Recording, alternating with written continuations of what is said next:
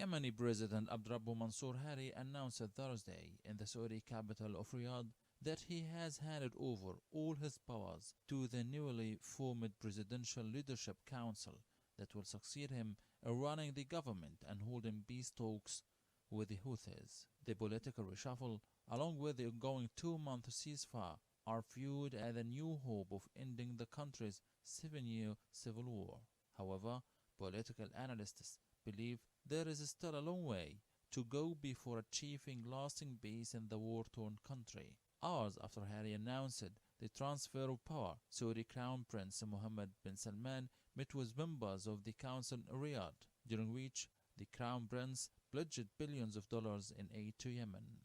The United Arab Emirates, Jordan, Egypt, and the Arab League also welcomed the establishment of the PLC. The council of 8 members is headed by Rashad Mohammed Al-Alimi, an advisor to Harry and former Interior Minister under the late President Ali Abdullah Saleh. Analysts said the forming of a more representative PLC is a key consensus reached during the Yemeni peace consultations held in late March in Riyadh.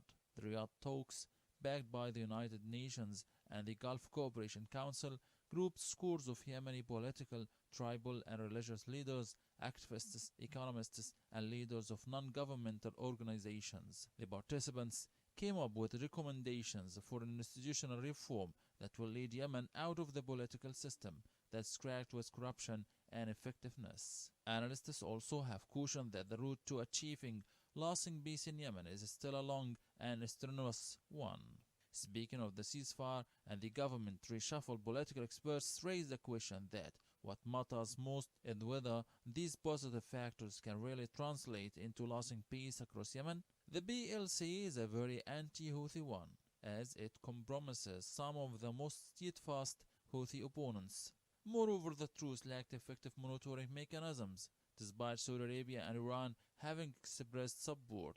So the sporadic clashes may quickly spiral into a full-blown conflict once again. Since April 2, the Yemeni government and the Houthi have repeatedly accused each other of breaking the truce.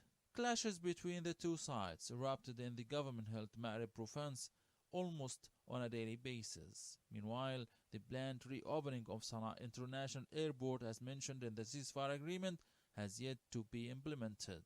With all of that in mind, the new political system that has been already refused by the rebels could face many challenges before it even starts its early steps.